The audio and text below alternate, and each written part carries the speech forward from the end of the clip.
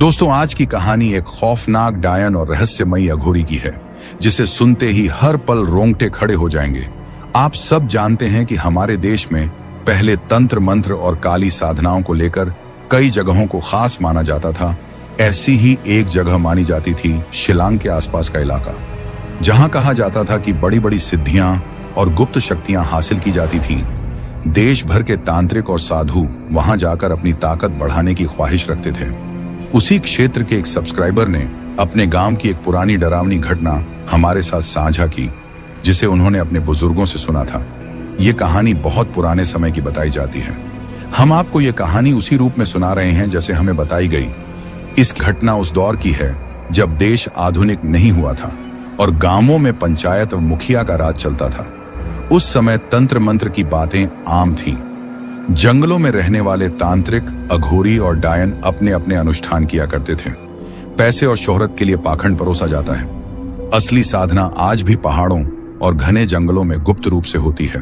करीब 50 साल पहले उसी क्षेत्र में एक छोटा सा गांव था। गांव के लोग सीधे साधे थे।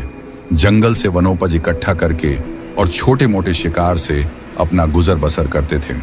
वे आपस में कभी लड़ते झगड़ते नहीं थे और सावित्रीपूर्ण जीवन जीते थे। और उस गांव में कभी किसी तरह का झगड़ा या बहसबाजी नहीं होती थी। न वहां बिजली थी और न ही आधुनिक जमाने की कोई सुविधा। शाम होते ही हर घर के सामने आग जलाई जाती, ताकि कोई जंगली जानवर रात के अंधेरे में झोपड़ी में घुस न जाए। कभी कभी मौसम अच्छा होने पर सारे गांव वाले बीच के खुले मैदान में इकट्ठा हो जाते, गोल घेरा बनाकर आग जलाते और देर रात तक नाच गाकर खुशी मनाते। इस प्यारे से गांव देवपुर के मुखिया थे हरिहर जी। करीब 45 साल के हरिहर जी मजबूत कद काठी और दबंग स्वभाव के थे। गांव की सुरक्षा की चिंता हमेशा उनके मन में रहती। पूरा गांव उनकी बात मानता और उनका बहुत सम्मान करता था। उनकी पत्नी गौरी और उनकी 2 बेटियां पायल और काव्या भी गांव वालों के साथ मिलजुल कर रहती थीं। 12 साल की पायल अपनी सहेलियों सुनीता और राधिका के साथ हर वक्त घूमती रहती थी। वहीं उसकी छोटी बहन 7 साल की काव्या को अपनी मां के आसपास रहना ज्यादा पसंद था। बरसात का मौसम खत्म हो चुका था और हल्की ठंड शुरू हो गई थी। एक शाम सुनीता का बड़ा भाई मोहन रोज की तरह अपने दोस्तों के साथ जंगल से शिकार करके लौट रहा था। तभी अचानक उसे ऐसी आवाज सुनाई दी जैसे कोई तेंदुआ गुर्राता हुआ उनकी तरफ आ रहा हो। मोहन घबरा गया और दोस्तों से बोला कि भागो, तेंदुआ आ रहा है। तभी वह जानवर उनके बेहद करीब आ पहुंचा और चारों दोस्त जान बचाने के लिए अलग अलग दिशाओं में भागने लगे। इस हड़बड़ाहट में मोहन को पता ही नहीं चला कि वह गांव की दिशा छोड़कर उल्टी तरफ घने जंगल में घुस चुका है, जहां पेड़ों की छांव इतनी गहरी थी कि दिन में भी जमीन पर धूप नहीं पहुंचती थी। घबराया हुआ मोहन रास्ता ढूंढ ही रहा था कि उसे दूर अंधेरे में आग जलती दिखी। वह धीरे धीरे उसी ओर बढ़ा, लेकिन जैसे ही पास पहुंचा तो उसने देखा कि एक भयानक शक्ल वाली औरत आग के सामने बैठकर तंत्र क्रिया कर रही थी। यह देखकर मोहन के होश उड़ गए और वह उल्टे पांव भागते हुए किसी तरह गांव पहुंच गया। डर के मारे उसकी बोलती बंद हो गई और तेज बुखार चढ़ गया। उस दिन के बाद उसने गांव से बाहर निकलना ही छोड़ दिया और चुपचाप घर में पड़ा रहने लगा। जिस डरावनी औरत को मोहन ने देखा था, वह दरअसल उस इलाके की कुख्यात डायन कामरूपा थी। वह एक सूखे पेड़ के नीचे धधकते अग्निकुंड के सामने बैठकर अजीब भाषा में मंत्र बुदबुदा रही थी और अपने सिर के कंठीले बाल एक एक करके नोचकर आग में डाल रही थी। जैसे जैसे बाल जलते गए, आग का रंग बदलता गया और जब उसने एक बड़ा गुच्छा नोचकर आग में डाला तो ज्वाला गहरे लाल रंग की हो गई। तभी उस सूखे पेड़ पर अचानक सैकड़ों चमगादड़ आकर लटक गए। डायन की कर्कश आवाज और चमगादड़ों की डरावनी चीखों से पूरा जंगल गूंज उठा। वह उठ खड़ी हुई और दोनों हाथ हवा में घुमाते हुए अजीब मंत्र पढ़ने लगी और आग के चारों तरफ नाचने लगी। करीब 7-8 मिनट बाद अचानक वहां हलचल हुई और जमीन पर पड़े सूखे पत्ते तेज हवा में उड़ने लगे, जिससे पूरे माहौल में और भी डर फैल गया। और उसी वक्त अग्निकुंड की लपटें और तेज भड़कने लगीं। मगर डायन कामरूपा इन सब से बेखबर पूरी तल्लीनता से मंत्र जपते हुए आग के चारों ओर घूमती रही। फिर अचानक आग खुद ब खुद शांत हो गई। हवा में उड़ रहे सूखे पत्ते भी धीरे धीरे जमीन पर गिर पड़े। कुछ ही पलों में उसने मंत्र पढ़ना बंद किया और घुटनों के बल बैठकर अपना सिर गोल गोल घुमाने लगी। तभी अग्निकुंड के भीतर से सरसराहट हुई और एक बेहद अजीब डरावना नेवले जैसा जीव बाहर निकला। वह बिच्छू की तरह उछलता हुआ सीधे कामरूपा की गर्दन पर चढ़ गया। उसने अपने पंजों से उसकी गर्दन कसकर पकड़ ली और नुकीले दांत गड़ा दिया। दर्द से कामरूपा की चीख जंगल में गूंज उठी, जैसे कोई उसका गला काट रहा हो। चीख सुनकर उस जीव ने और जोर से दांत धंसा दिए और अजीब सी आवाज निकालने लगा। दर्द से तड़पती कामरूपा जमीन पर गिर पड़ी। तभी पेड़ पर लटके चमगादड़ उतरकर उसके चारों तरफ घेरा बना बैठे और डरावनी आवाज में पंख फड़फड़ाने लगे, मानो किसी अदृश्य शक्ति के आदेश पर ऐसा कर रहे हों। गर्दन पर बैठा नेवला अब धीरे धीरे ऊपर सरक कर उसके चेहरे से होता हुआ सिर के बीचों बीच आ बैठा और जीभ निकालकर अजीब सी बोली में कुछ बुदबुदाने लगा। यह सुनकर कामरूपा गरजती हुई बोली, हे महाबल, हे शक्ति के स्वामी, मुझे ऐसी ताकत दो कि मैं संसार की सबसे शक्तिशाली बन जाऊं। मेरी इच्छा पूरी करोगे ना? तभी वह नेवला उछलकर वापस बुझ चुके अग्निकुंड में कूद गया और पल भर में विशालकाय रूप धारण कर लिया। अपना भारी सिर हिलाते हुए वह बोला, यह सब इतना आसान नहीं है। अगर तू महाशक्ति चाहती है तो इसका एक ही रास्ता है। जल्द ही काली अमावस्या आने वाली है। उस रात से लगातार 5 रात तक तुझे एक एक कुंवारी बच्ची की बलि देनी होगी। तभी श्मशान छंपा तुझ पर प्रसन्न होगी। और वह विशालकाय जीव आगे बोला कि अगर तुम महाशक्ति का वरदान चाहती हो तो यह आसान नहीं होगा। इस बलि अनुष्ठान की शुरुआत तुम्हें महानिशा की कालरात्रि से करनी होगी। उस भयावह रात के आने में अब सिर्फ 4 दिन बचे हैं। जब वह रात आएगी तब तुम्हें एक बेहद कठोर साधना करनी पड़ेगी। संभव है कि इस अनुष्ठान में तुम्हारी जान तक चली जाए, लेकिन अगर तुमने इसे सही तरीके से पूरा कर लिया तो आगे की सारी बलियां देना तुम्हारे लिए आसान हो जाएगा। सबसे पहले तुम्हें एक ऐसी कुंवारी लड़की तलाश करनी होगी जिसका जन्म भी उसी कालरात्रि में हुआ हो, क्योंकि पहली बलि तभी स्वीकार की जाएगी जब वह कन्या भी उसी अशुभ रात को पैदा हुई हो। यह सुनते ही डायन कामरूपा खुशी से हाथ जोड़ते हुए बोली कि हाँ, मैं यह काम जरूर करूंगी, चाहे मुझे कुछ भी क्यों न सहना पड़े। मैं शक्ति पाने के लिए श्मशान छंपा को हर हाल में प्रसन्न करूंगी। बस अब मुझे किसी भी हाल में ऐसी लड़की ढूंढनी है जिसका जन्म महानिशा की कालरात्रि में हुआ हो। इतना कहते ही अग्निकुंड से निकला वह जीव फिर से नेवले के रूप में बदलकर उसी बुझी हुई आग में कूद गया और उसके कूदते ही अग्निकुंड पूरी तरह शांत हो गया। चारों ओर घना अंधेरा और सन्नाटा फैल गया। कुछ देर तक कामरूपा वहीं बैठी रही, फिर अचानक उठकर खुशी से झूमते हुए भयानक नृत्य करने लगी। उसकी खुशी का कोई ठिकाना नहीं था, क्योंकि जिस महाशक्ति की लालसा वर्षों से उसके दिल में पल रही थी उसका रास्ता अब उसे मिल चुका था। अब वह बेसब्री से काली अमावस्या की उस रात का इंतजार करने लगी जब उसे यह कठिन अनुष्ठान शुरू करना था। महाशक्ति पाने की दीवानगी में कामरूपा ने अब महानिशा की कालरात्रि में होने वाले महाअनुष्ठान की तैयारी शुरू कर दी। साधना में लगने वाली सभी सामग्रियां जुटाने के लिए उसने अपने पुराने सेवक विश्वराज को बुलाया। विश्वराज एक विशाल और डरावना बिच्छू था जो अलग अलग तांत्रिक सिद्ध पीठों पर जाकर वहां की गुप्त विधियों का पता लगाता और फिर सब जानकारी कामरूपा तक पहुंचाता था। इसी कालरात्रि वाले अनुष्ठान के बारे में भी उसी ने उसे बताया था। जैसे ही विश्वराज उसके सामने पहुंचा, उसने अपने पंजों से मिट्टी खुरचते हुए रेंगकर कामरूपा के पैरों तक पहुंच गया। कामरूपा ने झुककर उसे हाथ में उठाया और अपनी चौड़ी हथेली पर बैठाकर बोली कि तुमने पहले भी मेरे लिए कई काम किए हैं, लेकिन अब जो जिम्मेदारी तुम्हें निभानी है वो बेहद खास है, क्योंकि अगर यह काम सफल हो गया तो मैं पूरे इस अंधकारमय क्षेत्र की मालकिन बन जाऊंगी। तुमने ही मुझे महातंत्र निशा के उस महाअनुष्ठान के बारे में बताया था, मगर अब उसे पूरा करने के लिए मुझे प्राग्योतिषपुर के तंत्र पीठ में स्थित काल भैरव की प्रतिमा के गले में पड़ी सिद्ध माला चाहिए। उसी माला को धारण करके जब मैं साधना शुरू करूंगी तो दुनिया की कोई ताकत मुझे रोक नहीं पाएगी।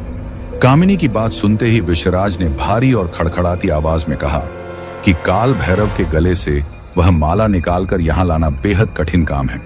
उस मूर्ति के आसपास जो भी जाता है वहां से निकलने वाली अग्नि उसे जलाकर राख कर देती है। यह सुनते ही कामिनी गुस्से में चिल्ला उठी कि मुझे वह माला हर हाल में चाहिए, उसके बिना मैं अपना अनुष्ठान पूरा नहीं कर सकती। तब विश्वराज ने हर शब्द पर जोर देते हुए कहा कि अगर वह माला तुम्हारे लिए इतनी जरूरी है तो यह काम तुम भैरवदूत प्रेत को सौंप दो। वही एकमात्र है जो उस सिद्ध माला को तुम्हारे पास ला सकता है। कामिनी हैरानी से बोली, भैरवदूत प्रेत? लेकिन वह तो मेरा सबसे बड़ा दुश्मन है। दिन रात मेरी शक्तियों को नष्ट करने की चालें चलता रहता है, फिर वह मेरी मदद क्यों करेगा? इस पर विश्वराज ने अपना डंक ऊपर उठाते हुए कहा कि कभी कभी अपना काम निकालने के लिए दुश्मन से भी दोस्ती करनी पड़ती है। तुम तुरंत उसके पास जाओ और अपनी बातों से उसे यकीन दिलाओ कि अब तुम उससे दोस्ती करना चाहती हो। यह सुनकर कामिनी अपनी भैंस जैसी आंखें घुमाते हुए बोली कि तुम सही कह रहे हो। अगर वह भैरवदूत प्रेत मेरे काबू में आ गया तो मेरी ताकत दोगुनी हो जाएगी और फिर कोई भी मुझे हरा नहीं पाएगा। सुझाव देकर विश्वराज वहां से चला गया, लेकिन कामिनी गहरी उलझन में डूब गई। उसे समझ नहीं आ रहा था कि इतने चालाक और मक्कार भैरवदूत प्रेत को वह अपने साथ कैसे मिलाए। आखिर काफी देर सोचने के बाद उसने अपने अनमोल खजाने में से एक दुर्लभ काला हीरा निकाला और उसे लेकर भैरवदूत प्रेत के इलाके की ओर निकल पड़ी। जैसे ही कामिनी ने उस क्षेत्र में कदम रखा, चारों तरफ अचानक हलचल मच गई और भयावह शोर गूंजने लगा, मानो किसी अदृश्य शक्ति ने उसकी मौजूदगी को भांप लिया हो। ऐसा शोर गूंज रहा था मानो सैकड़ों नहीं बल्कि हजारों भटकी हुई आत्माएं एक साथ तड़प तड़प कर चीख रही हों। इतनी भयानक आवाज सुनकर कामिनी जैसी डरावनी डायन का दिल भी कुछ पल के लिए कांप उठा। फिर वह अपनी बिना पलकों वाली आंखों से चारों ओर देखती हुई जोर से चिल्लाई कि भैरवदूत, यह बेकार का शोर बंद करो। मैं यहां किसी जरूरी काम से आई हूं, इसलिए तुरंत मेरे सामने आओ। बात तुम्हारे फायदे की ही है। भैरवदूत प्रेत यह सुनकर कुछ क्षण चुप रहा, क्योंकि उसकी और कामिनी की दुश्मनी तो सांप और नेवले जैसी थी। दोनों ने आज तक एक दूसरे को नीचा दिखाने का कोई मौका नहीं छोड़ा था। इसलिए वह सामने आए बिना ही भारी खरखराती आवाज में बोला कि मैं तुम्हारी चालों में नहीं फंसने वाला। जरूर तुम्हें कोई खतरनाक हथियार मिल गया है और तुम मुझे खत्म करने आई हो। अगर अपनी जान प्यारी है तो अभी यहां से चली जाओ, वरना मैं कहर बनकर तुम्हारा अंत कर दूंगा। यह सुनते ही कामिनी ने अपने पास रखा दुर्लभ काला हीरा निकाला और उसे अपनी बड़ी हथेली के बीच रखते हुए बोली कि तुम जहां भी हो, एक बार इस हीरे को देख लो। इसकी ताकत और चमत्कार से तुम भली भांति वाकिफ हो।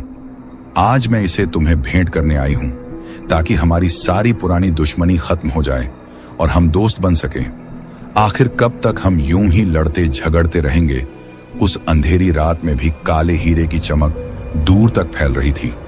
भैरवदूत प्रेत की गड्ढे जैसी आंखों में उसे देखकर लालच की चमक उभर आई और बिना देर किए वह कामिनी के सामने प्रकट हो गया। हीरा हाथ में लेकर वह अपने जबड़े हिलाते हुए जोर जोर से ठहाके लगाने लगा और हीरे को अपनी खोपड़ी पर रखकर घमंड से बोला कि क्यों कामिनी, आखिर मेरी ताकत के आगे हार ही गई ना? अब समझ आया कि मैं कितना खतरनाक हूं। उसकी अहंकारी बातें सुनकर कामिनी का दिल ज्वालामुखी की तरह उबलने लगा, लेकिन अपने स्वार्थ के लिए उसने गुस्से को दबाया और बनावटी मुस्कान के साथ बोली कि यह बात मुझे तो बहुत पहले समझ आ गई थी भैरवदूत, लेकिन क्या तुम्हें मेरी बात समझ में आई? इस पर भैरवदूत रूखे स्वर में बोला कि किस बात की बात कर रही हो? साफ साफ बोलो, घुमा फिराकर बोलने से मेरा समय बर्बाद मत करो। तब कामिनी दिल के भीतर जलते क्रोध को दबाकर नरमी से बोली कि देखो भैरवदूत, हम दोनों ही कई सालों से इसी जंगल में रह रहे हैं। अब तक हम दोनों एक दूसरे से लड़ते झगड़ते रहे और इसी चक्कर में अपना सुकून और वक्त दोनों बर्बाद कर दिया। लेकिन अब बहुत हो चुका, हमें यह दुश्मनी खत्म करके दोस्ती कर लेनी चाहिए। इसमें हम दोनों का ही फायदा है। सोचो, जब हमारी ताकतें एक हो जाएंगी तो हम क्या क्या नहीं कर पाएंगे। भैरवदूत कुछ पल सोचता रहा, फिर बोला, ठीक है, मान भी लूं तुम्हारी बात, लेकिन यह ख्याल आज ही क्यों आया? क्या इससे पहले तुम्हारी अक्ल कहीं गिरवी रखी थी? कामिनी तुरंत तिलमिला गई और बोली, देखो भैरवदूत, मैं यहां दोस्ती करने आई हूं, लेकिन अगर तुम ऐसे ताने मारोगे तो मुझे दोस्ती नहीं करनी। मेरा हीरा वापस करो, मैं अभी चली जाती हूं। हीरा लौटाने की बात सुनते ही भैरवदूत घबरा गया और जल्दी से बोला, अरे बुरा मत मानो, मैं तो बस यह जानना चाहता था कि इस हीरे के बदले मुझे भी कुछ मिलेगा या नहीं। इस पर कामिनी ने हर शब्द पर जोर देते हुए कहा, ज्यादा कुछ नहीं, बस तुम्हें प्रगरोश नीचपुर जाना है और वहां जंगल में बनी काल भैरव की मूर्ति के गले से सिद्ध माला निकालकर मेरे पास लानी है। तुम्हारे जैसे शक्तिशाली प्रेत के लिए यह तो बेहद आसान काम होगा। यह सुनते ही भैरवदूत जोर से चिल्लाया, काल भैरव की माला, ये तो असंभव है, मैं यह काम कभी नहीं कर सकता। लेकिन कामिनी ने ताना मारते हुए कहा, क्या तुम सच में इतने कमजोर हो? तुम कोई मामूली प्रेत नहीं बल्कि असीम ताकत के स्वामी हो। तुम्हारे लिए तो यह काम चुटकी बजाने जैसा होगा, या फिर तुम अंदर से डरपोक और कायर हो जो शुरू करने से पहले ही हार मान बैठे। भैरव दूत कुछ देर चुप रहा, फिर अपनी पसलियों पर उंगलियां फेरते हुए अजीब आवाज में बोला, कामिनी, मैं इतना बेवकूफ नहीं हूं जितना तुम समझती हो। तुम्हारी बातों से साफ लग रहा है कि तुम किसी बड़े अनुष्ठान की तैयारी में हो। काल भैरव की मूर्ति के पास जाने से बड़े बड़े तांत्रिक और चुड़ैलें तक डरती हैं। फिर कामिनी उसके पास आकर बोली, लेकिन तुम तो प्रेत हो, तुम्हारे अंदर इतनी शक्ति है कि तुम वह माला ला सकते हो? भैरव दूत ने तीखे स्वर में कहा, अच्छा मान लो मैं किसी तरह माला ले भी आया तो बदले में मुझे क्या मिलेगा? सारी सिद्धियां तो तुम ले जाओगी। फिर मैं बिना मतलब इतना बड़ा खतरा क्यों उठाऊं? क्यों काल भैरव के क्रोध का शिकार बनूं? भैरव दूत के इन सवालों ने कामिनी को कुछ पल के लिए चुप करा दिया, क्योंकि उसने इस बारे में कभी सोचा ही नहीं था कि भैरव दूत ऐसे सवाल उठा सकता है। यह कामिनी ने कभी सोचा ही नहीं था। उसे तो पूरा यकीन था कि जैसे ही वह काला हीरा उसके हाथ पर रखेगी, वह खुशी से पागल होकर उसकी हर बात मान लेगा। लेकिन यहां तो भैरव दूत जरूरत से ज्यादा चालाक निकल गया था। फिर कामिनी ने खुद को संभालते हुए बड़े ही मीठे और दोस्ताना लहजे में कहा, भैरव दूत, क्या तुम इतनी सी बात नहीं समझ पा रहे कि जब हम दोनों दोस्त बन जाएंगे तो मेरी शक्तियां बढ़ने से तुम्हें भी सीधा फायदा होगा? यह सुनकर भैरव दूत गहरी सोच में पड़ गया। तभी कामिनी ने हर शब्द पर जोर देते हुए कहा, सोचो, अगर मुझे सिद्ध मिल गई तो पूरे इस काल क्षेत्र पर सिर्फ हम दोनों का ही राज होगा, सिर्फ हम दोनों यहां हुकूमत करेंगे। अब भैरव दूत ने अपनी खोपड़ी हिलाते हुए कहा, हां, अब समझ में आया, मैं तैयार हूं प्रगरोशनीशपुर जाकर वह माला लाने के लिए। लेकिन याद रखना, माला मिलते ही तुम अपने वादे से मुकर मत जाना। जो भी शक्तियां तुम्हें मिलेंगी उसमें मेरा भी हक होगा। कहीं ऐसा ना हो कि शक्तिशाली बनते ही तुम सबसे पहले मुझे ही खत्म करने की सोचने लगो। इस पर कामिनी ने अपने कंटीले बाल झटकते हुए कहा, अरे ऐसी बात कैसे सोच सकते हो? अगर मेरे मन में खोट होता तो क्या मैं तुम्हें इतना कीमती हीरा देती? मैं सच में तुमसे दोस्ती करना चाहती हूं। भैरव दूत कुछ देर तक गौर से उसका चेहरा देखता रहा, फिर सिर हिलाकर बोला, ठीक है, एक मौका देता हूं, 3-4 दिन में माला लाकर दे दूंगा। यह सुनते ही कामिनी चिल्ला उठी, नहीं, 3-4 दिन बाद नहीं, तुम्हें अभी इसी वक्त निकलना होगा। मुझे किसी भी हाल में परसों तक वह माला चाहिए। भैरव दूत ने दांत खड़खड़ाए और हैरानी से बोला, ऐसी क्या आफत आ पड़ी है? तुम उस माला के लिए ऐसे तड़प रही हो जैसे उसमें तुम्हारी जान बसी हो। क्या उसमें कोई खास राज छिपा है जो तुम मुझसे छिपा रही हो? कामिनी थोड़ा घबरा गई, फिर तुरंत संभल कर बोली, राज कैसा? काल भैरव की माला कितनी सिद्धिदायक होती है, यह तो तुम्हें भी अच्छी तरह पता है।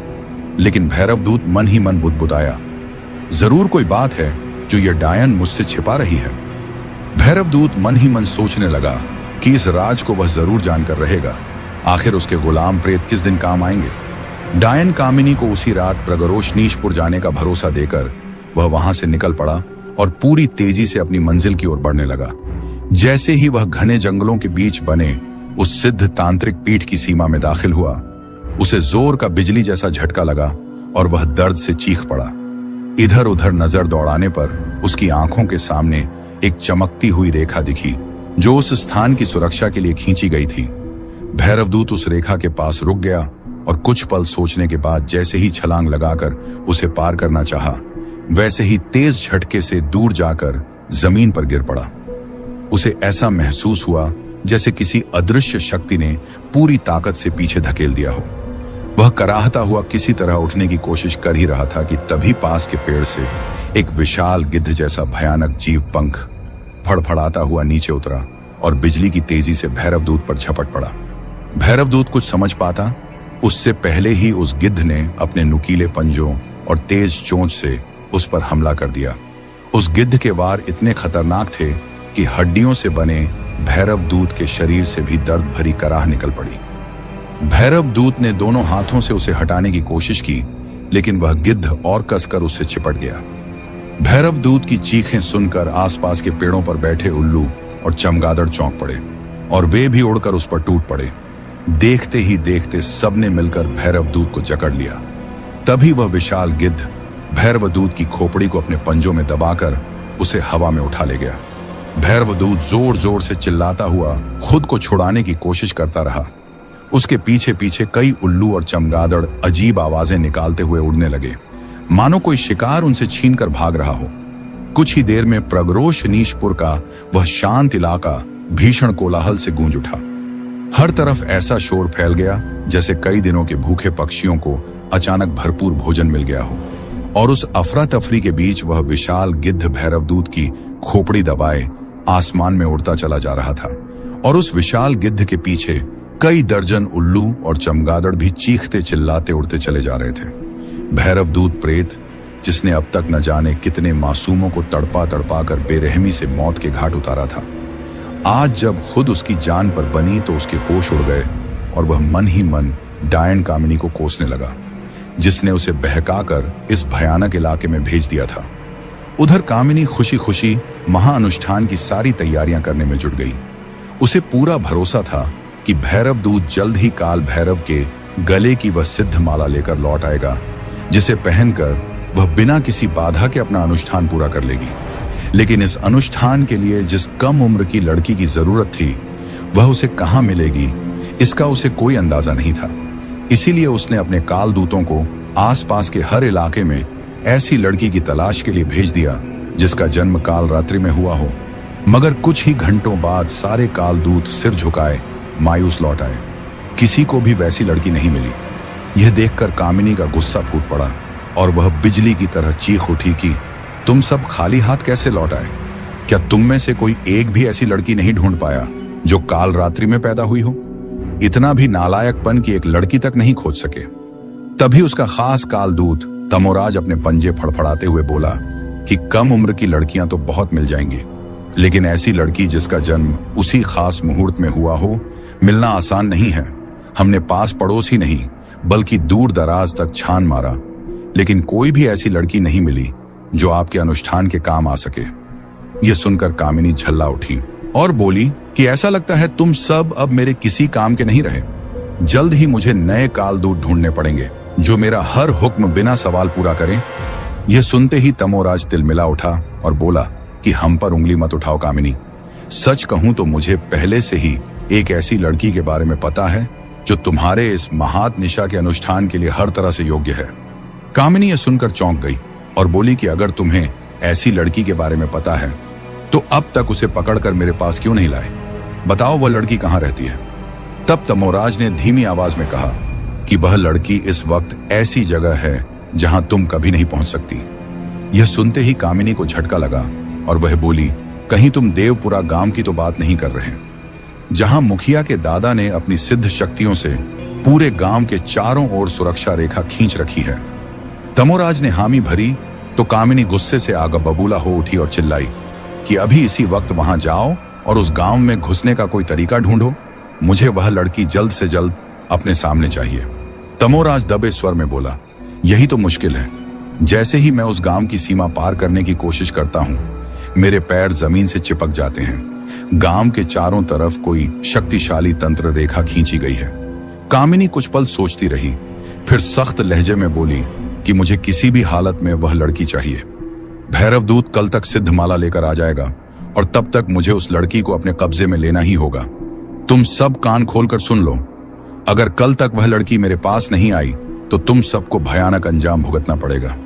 यह चेतावनी सुनकर सारे कालदूत घबरा गए और जंगल के हर कोने में कम उम्र लड़की की तलाश में दौड़ पड़े। उधर कामिनी बेसब्री से भैरवदूत के लौटने का इंतजार कर रही थी, लेकिन उधर प्रगरोश नीशपुर की सीमा में कदम रखते ही भैरवदूत एक भयानक संकट में फंस चुका था। उसकी खोपड़ी को अपने विशाल मुंह में दबाए एक डरावना महाकाय गिद्ध तेजी से घने जंगल की ओर उड़ता जा रहा था। उसके पीछे कई दर्जन चमगादड़ और उल्लू भी खौफनाक आवाजें निकालते हुए उड़ रहे थे। भैरवदूत को जिंदगी में पहली बार इतना डर महसूस हो रहा था। उसे लग रहा था कि किसी भी पल यह सब मिलकर उसकी एक एक हड्डी तोड़कर खा जाएंगे। वह पूरी ताकत से चिल्लाते हुए खुद को छुड़ाने की कोशिश कर रहा था, लेकिन गिद्ध की पकड़ इतनी मजबूत थी कि उसकी एक भी चाल काम नहीं आ रही थी। कुछ ही देर में वह गिद्ध जंगल के उस हिस्से में पहुंच गया जहां दिन में भी सूरज की किरणें नहीं पहुंचती थीं और हर वक्त घोर अंधेरा छाया रहता था। और पूरे उस इलाके में अजीब सी सीलन फैली हुई थी। ऐसा लग रहा था मानो वहां ठोस जमीन नाम की कोई चीज ही नहीं, बल्कि चारों तरफ सिर्फ दलदल ही दलदल था, जिसमें न जाने कितने खतरनाक और विचित्र जीव रेंगते फिरते रहते थे। उस डरावने दलदली प्रदेश में पहुंचते ही उस महाकाय गिद्ध ने अपने मुंह में दबाई हुई भैरवदूत प्रेत की खोपड़ी को एक झटके में छोड़ दिया। भैरवदूत तेज रफ्तार से नीचे की ओर गिरने लगा। शुरुआत में उसे गिद्ध के मुंह से छूटने पर थोड़ी राहत महसूस हुई, लेकिन जैसे ही उसकी नजर नीचे फैले दलदल और उसमें रेंगते सैकड़ों अजीब जीवों पर पड़ी तो डर से उसकी चीख निकल गई। वह जोर जोर से चिल्लाने लगा, बचाओ, कोई मुझे बचा लो। लेकिन उसकी चीख सुनते ही ऊपर उड़ रहे दर्जनों चमगादड़ और उल्लू हड्डियों के लालच में और ज्यादा उग्र हो गए और तेजी से नीचे गिरते हुए उसके पीछे लपक पड़े। अब भैरवदूत को साफ महसूस होने लगा कि उसका अंत करीब है, क्योंकि नीचे दलदल में रेंगते खतरनाक जीव और पीछे उड़ते ये भूखे पक्षी सब उसकी चमकती हड्डियों को नोचने के लिए उतावले थे। लार टपकाते हुए वे भूखे कुत्तों की तरह उसके पीछे पड़े थे। कुछ ही पलों में भैरवदूत धड़ाम से दलदल में जा गिरा और अगले ही पल तेजी से उसमें धंसने लगा। उसे हैरत इस बात की हो रही थी कि यहां उसकी कोई भी मायावी शक्ति या तंत्र मंत्र काम नहीं कर रहा था। ऐसा लग रहा था जैसे इस पूरे इलाके में कोई ऐसी अदृश्य ताकत फैली हुई हो जो हर तरह की जादुई शक्तियों को बेअसर कर देती हो। देखते ही देखते उसका आधा शरीर दलदल में समा गया। तभी वहां रेंगते भयानक जीव उस पर टूट पड़े और उसकी एक एक हड्डी को अपने नुकीले पंजों और दांतों में जकड़कर बुरी तरह नोचना शुरू कर दिया। दर्द से भैरवदूत की दिल दहला देने वाली चीखें पूरे सुनसान इलाके में गूंज उठीं। वह कराहते हुए चिल्लाया, अब नहीं सह पा रहा, कोई मुझे बचा लो।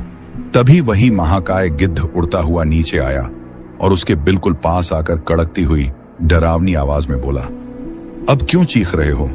क्या यहां आने से पहले तुम्हें यह अंदाजा नहीं था कि जो दूसरों को दर्द देता है उसका अंत भी ऐसे ही होता है, कि यह पूरा इलाका किसी आम जगह का नहीं बल्कि तंत्र पीठ के महासिद्ध तांत्रिक अघोरा का क्षेत्र है। वही अघोरा जो काल भैरव का परम उपासक और सर्वशक्तिमान तांत्रिक माना जाता है। दर्द से कराहता हुआ भैरवदूत प्रेत किसी तरह बोला, मैं यहां अपनी मर्जी से नहीं आया हूं, किसी ने मुझे बहकाकर यहां भेज दिया। मुझसे गलती हो गई, मुझे माफ कर दो और यहां से जाने दो। मैं कभी पलटकर भी नहीं देखूंगा। ये सुनते ही गिद्ध ने अपनी नुकीली चोंच से भैरवदूत की खोपड़ी पर जोरदार वार करते हुए कहा, क्या तुम छोटे बच्चे हो जो किसी के बहकावे में आ गए?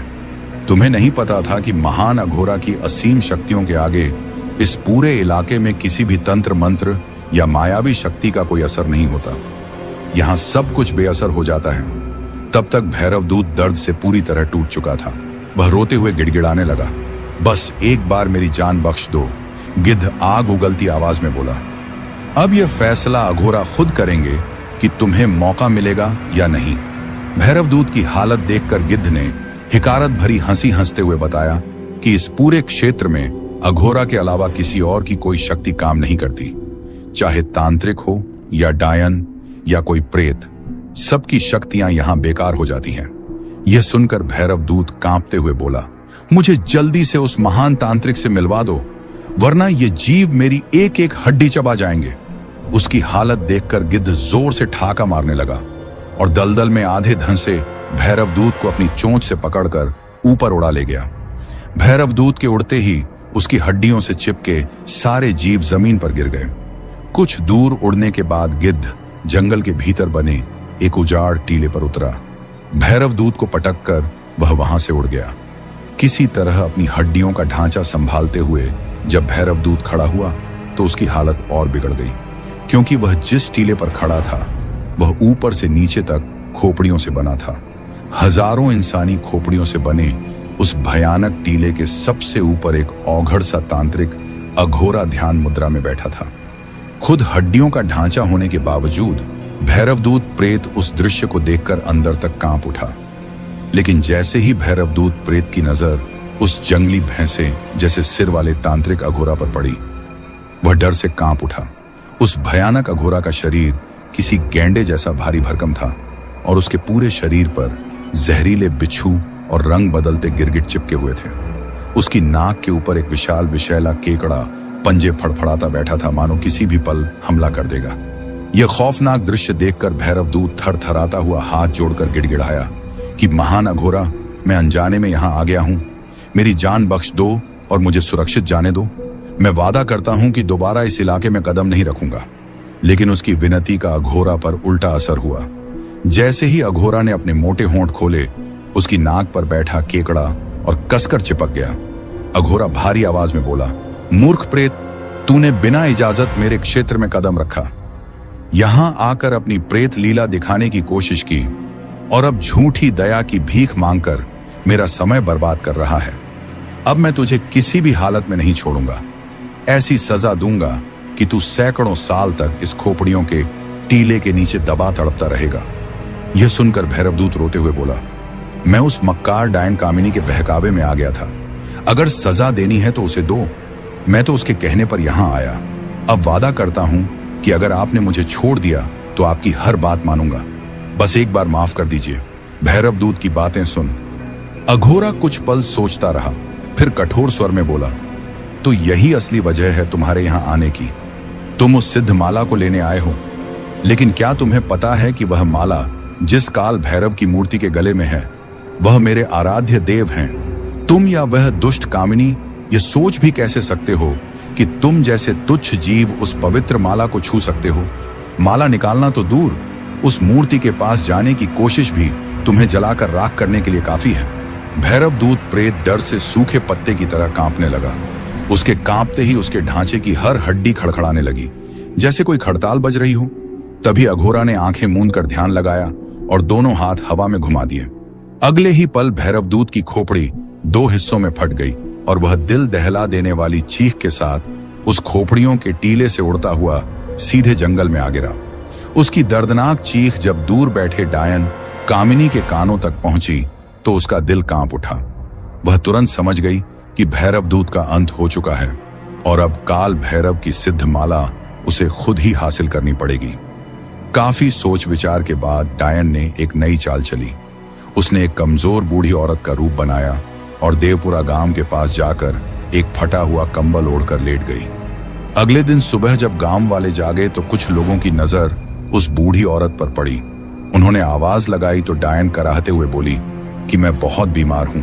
मेरे घर वालों ने मुझे जंगल में मरने के लिए छोड़ दिया था। किसी तरह घिसटते हुए यहां तक आ पाई हूं, लेकिन अब मुझ में उठने की ताकत भी नहीं बची। यह सुनते ही गांव वालों का दिल पसीज गया। उन्होंने उस बूढ़ी को उठाया और मुखिया के घर ले आए। मुखिया रघुवीर जी परिवार सहित बाहर आए और सारी बात सुनी। एक गांव वाले ने कहा कि आपके घर के पीछे जो पुराना कमरा है उसमें यह बूढ़ी आराम से रह सकती है। ठीक होते ही खुद अपने गांव चली जाएगी। रघुवीर जी ने खुशी से हामी भर दी और अपनी पत्नी सावित्री और दोनों बेटियों को उस बूढ़ी का ध्यान रखने को कहा। डायन का पहला बड़ा काम सफल हो चुका था। अब उसे बस काली अमावस्या की रात पहली बलि देनी थी और इसके लिए उसने अपना शिकार भी चुन लिया था। नंदिनी की सहेली मीनू की छोटी बहन 5 साल की चंचल, जो गोरी गोल मटोल और गुड़िया जैसी प्यारी बच्ची थी, अक्सर खेलते खेलते मुखिया के घर आ जाया करती थी। एक दोपहर जैसे ही छोटी चंचल खेलते खेलते मुखिया के घर आई, मौके की ताक में बैठी बूढ़ी औरत के भेष में डायन कामिनी ने तुरंत उसे खिलौनों का लालच देकर अपने पास बुला लिया। मासूम चंचल जैसे ही पास पहुंची, कामिनी ने झट से उसे बेहोश कर दिया और अपने कमरे में रखे पुराने टूटे संदूक के भीतर बंद कर दिया। कुछ देर बाद जब चंचल को ढूंढा गया तो वह कहीं नजर नहीं आई। वहीं बूढ़ी बनी डायन ने बीमारी का बहाना बनाकर कमरे का दरवाजा अंदर से बंद कर लिया और अपने अनुष्ठान की तैयारी में जुट गई। रात के करीब 1:30 बज चुके थे और चारों तरफ ऐसा घुप अंधेरा छाया था मानो धरती से आकाश तक अंधकार का साम्राज्य फैल गया हो। इस सन्नाटे में कोई आवाज नहीं थी, यहां तक कि रोज सुनाई देने वाली चमगादड़ों, कुत्तों और उल्लुओं की आवाजें भी गायब थीं। ऐसा लग रहा था जैसे सब जीव किसी अनदेखे डर से सहमे अपने अपने ठिकानों में दुबके बैठे हों। इसी डरावनी खामोशी में डायन ने संदूक से चंचल को बाहर निकाला, उसके पूरे शरीर पर लाल गुलाल पोत दिया और एक ही झटके में उसके लंबे बाल काट डाले। फिर बड़ी बेरहमी से उसकी गर्दन पर तेज धारदार छुरी चला दी। टपकते खून को पहले पास रखी तांत्रिक लकड़ी की मूर्ति पर चढ़ाया और फिर खुद पीने लगी। बेचारी चंचल बेहोशी में ही तड़पती रही और अपनी जान गंवा बैठी। सारा खून पी लेने के बाद डायन ने काले जादू से उसकी लाश को काले कपड़े की पोटली में बांधा और आराम से सो गई। अगले दिन जब वह उठी तो खुद को बेहद तरोताजा महसूस कर रही थी। उधर पूरे देवपुरा गांव में मातम छा गया। किसी ने कुछ नहीं खाया। सब मासूम चंचल की याद में बिलख रहे थे। मुखिया रघुवीर जी तो अंदर से टूट चुके थे कि उनके रहते गांव की एक बच्ची अचानक गायब कैसे हो गई। लेकिन डायन की हिम्मत और बढ़ गई। उसे आज रात दूसरी बलि देनी थी। गांव के लोग चंचल की तलाश में इधर उधर भटक रहे थे। इसी दौरान कामिनी ने अपनी एक लकड़ी की जादुई चिड़िया निकाली और उसे हाथ पर बैठाकर मीठी आवाज में बातें करने लगी। तभी खेलते हुए 3 साल की नन्ही रोशनी वहां आ पहुंची। उसे देखते ही डायन की आंखों में चमक आ गई और वह चिड़िया उसकी तरफ बढ़ाते हुए बोली, क्या तुम इसे लोगी? मासूम रोशनी ने खुशी से चिड़िया हाथ में ली और जैसे ही चिड़िया को छुआ वह वहीं बेहोश होकर गिर पड़ी और डायन रोशनी को तुरंत उठाकर अपने कमरे में ले आई। उसी वक्त रोशनी का 7 साल का भाई मोहित उसे घर वापस ले जाने के लिए बाहर निकला तो उसने देखा कि रोशनी वहां कहीं नजर ही नहीं आ रही। घबराकर वह दौड़ता हुआ घर गया और अपनी मां को बुला लाया। मां बदहवास हालत में दौड़ती हुई आई और जोर जोर से रोशनी का नाम पुकारने लगी। जब गांव में यह खबर फैली कि रोशनी अचानक गायब हो गई है तो सब लोग हक्के बक्के होकर मुखिया रघुवीर जी के घर की तरफ भाग पड़े। तभी रघुवीर जी और उनका परिवार भी यह खबर सुनते ही दौड़कर बाहर आ गए। रोशनी की मां जमीन पर बैठकर रो रो कर बिलखने लगी, जिसे देखकर रघुवीर जी की पत्नी सावित्री की आंखों से भी आंसू बहने लगे। वह रोती हुई रघुवीर जी से बोली कि अब तो कुछ बड़ा कदम उठाना ही पड़ेगा। एक के बाद एक हमारी बच्चियां गायब हो रही हैं। अगर आज कुछ नहीं किया तो कल किसी और की बेटी उठ जाएगी। रघुवीर जी गुस्से में भरकर बोले कि आज ही मैं अपने आदमी को भेजकर पास के जंगल में तपस्या कर रहे अघोरी आत्मानंद को गांव बुलवाऊंगा। वे बहुत बड़े सिद्ध तपस्वी हैं और हर समस्या का समाधान कर सकते हैं। फिर थोड़ी देर रुककर बोले, लेकिन एक दिक्कत है। अघोरी जी कभी किसी गांव में कदम नहीं रखते। इस पर सावित्री रोते हुए बोली, आप उन्हें हमारी बच्चियों का वास्ता दीजिए, वे जरूर आ जाएंगे। तभी चंचल के पिता भी बोले, मैं खुद जाऊंगा अघोरी जी के पास। अब इस गांव की कोई बेटी नहीं खोनी चाहिए।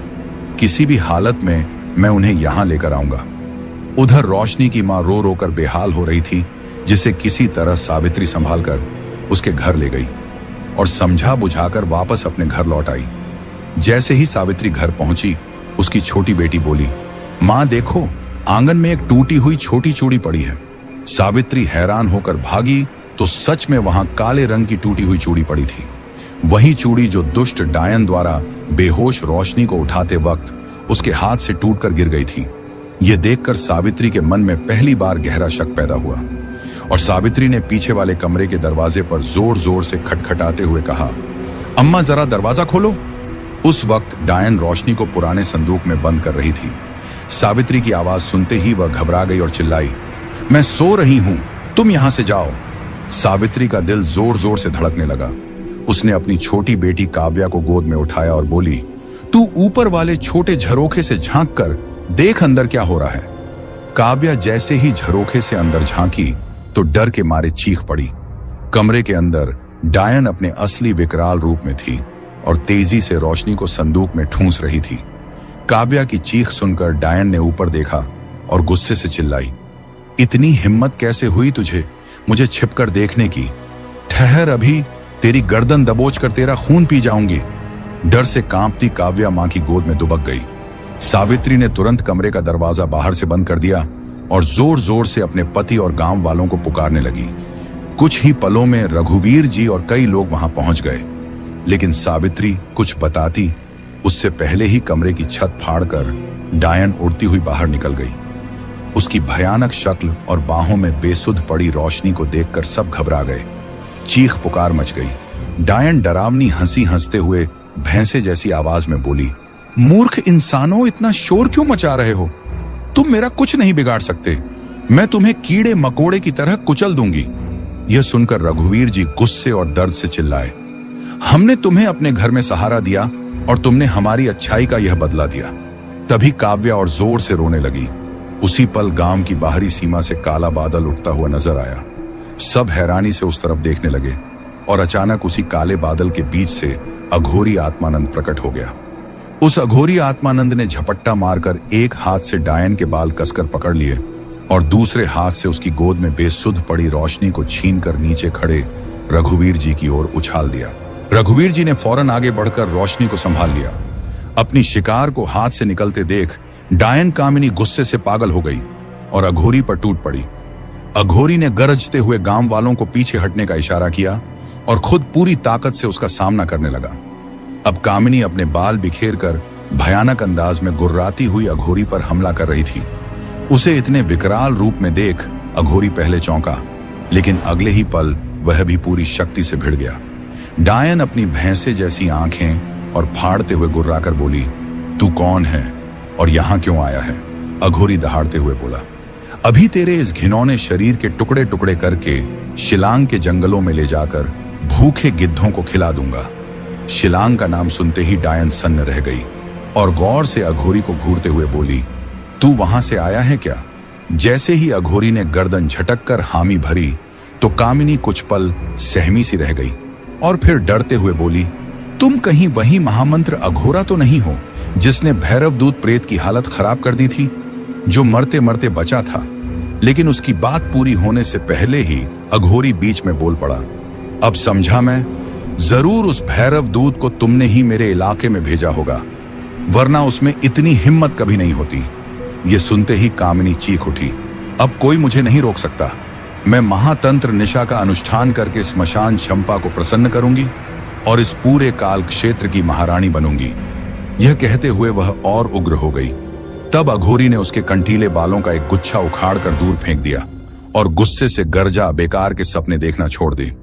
मेरे रहते तू कभी अपने इस घिनौने मकसद में कामयाब नहीं हो पाएगी। डायन अब भयानक दहाड़ में गरजी कि तुझ जैसे अघोरी की मेरे सामने कोई हैसियत नहीं है, अभी दिखाती हूं अपनी ताकत। इतना कहते ही उसने हाथ हवा में घुमाए और डरावने मंत्र बुदबुदाने लगी। पल भर में उसका चेहरा और विकराल हो गया। मुंह से निकले लंबे दांत और ज्यादा नुकीले हो उठे। फिर वह भेड़िए की तरह दांतों और नाखूनों से अघोरी पर टूट पड़ी। कुछ ही देर में अघोरी लहूलुहान हो गया। उसकी ताकत कमजोर पड़ने लगी और वह हारता सा नजर आने लगा। डायन ने उसे जमीन पर पटक दिया और गुर्राती हुई मुखिया के घर की ओर दौड़ी। बंद दरवाजे पर लात मारकर चिल्लाई कि काव्या और रोशनी को मेरे हवाले कर दो, वरना पूरे गांव के बच्चों को मार डालूंगी। एक जोर की ठोकर से उसने दरवाजा तोड़ दिया और घर के अंदर घुसकर काव्या को ढूंढने लगी। जैसे ही उसकी नजर काव्या पर पड़ी, वह लपक कर आगे बढ़ी। तभी जमीन पर घायल पड़ा अघोरी अपनी बची खुची ताकत समेटकर अपने आराध्य काल भैरव को याद करते हुए घायल शेर की तरह उछला और डायन के संभलने से पहले ही अपनी तेज धारदार छुरी से एक ही वार में उसकी गर्दन धड़ से अलग कर दी और कटा सिर उठाकर हवा में उछल गया। बिना सिर का धड़ कुछ देर तक जमीन पर तड़पता रहा, फिर शांत हो गया। उसके निर्जीव शरीर से कीड़े मकोड़े निकलकर इधर उधर भागने लगे। पूरे गांव में दहशत फैल गई। थोड़ी ही देर में डायन का सिर कटा शरीर धूं धूं कर जलने लगा और चंद पलों में राख बन गया। कुछ देर बाद अघोरी वापस आया और गांव वालों से बोला कि अच्छा हुआ मैं समय पर यहां पहुंच गया, क्योंकि मुझे आभास हो गया था कि इस गांव पर किसी बुरी शक्ति की नजर पड़ चुकी है। यह डायन किसी भयानक मंसूबे की तैयारी में थी। अगर यह अपने इरादे में सफल हो जाती तो दुनिया में तबाही मच जाती, क्योंकि यह नन्ही बच्चियों की बलि देकर मेरे इष्ट देव काल भैरव के गले में पड़ी सिद्धमाला हासिल करना चाहती थी। रघुवीर जी अपने पूरे परिवार के साथ अघोरी आत्मानंद के चरणों में गिर पड़े। गांव वालों ने भी हाथ जोड़कर उनका धन्यवाद किया और विनती की कि वे हमेशा ऐसे ही गांव की रक्षा करते रहें। तब अघोरी ने अपने गले से रुद्राक्ष की माला उतारी, उसे हवा में घुमाते हुए कुछ मंत्र पढ़े और फिर माला वापस पहनकर गंभीर स्वर में बोले कि अब इस गांव के किसी भी व्यक्ति को कोई काली शक्ति छू भी नहीं सकेगी और ना ही कोई दुष्ट आत्मा यहां प्रवेश कर पाएगी। अगर कोई बुरी शक्ति आने की कोशिश करेगी तो वहीं जलकर भस्म हो जाएगी। ये सुनकर सभी गांव वाले भावुक हो गए और बार बार अघोरी को धन्यवाद देने लगे। मगर चंचल की मां बेचारी फूट फूट कर रो रही थी और मन ही मन सोच रही थी कि काश अघोरी थोड़ा पहले आ जाते तो आज उसकी बच्ची जिंदा होती। उधर अघोरी वापस अपने ठिकाने पर लौट आया और अपनी जगह पर आसन जमाकर ध्यान में बैठ गया। कुछ ही दूरी पर उसका प्रिय गिद्ध अपने नुकीले पंजों में डायन का कटा सिर दबाए उस पर अपनी चोंच मार रहा था। अघोरी ने हल्की मुस्कान के साथ गिद्ध की ओर देखा और फिर अपने इष्टदेव की मूर्ति के सामने आंखें मूंद कर तपस्या में लीन हो गया। तो साथियों, यह थी डायन और अघोरी की वह भयानक और खौफनाक कहानी, जिसे सुनकर आप समझ ही गए होंगे कि असली तंत्र विद्या क्या होती है।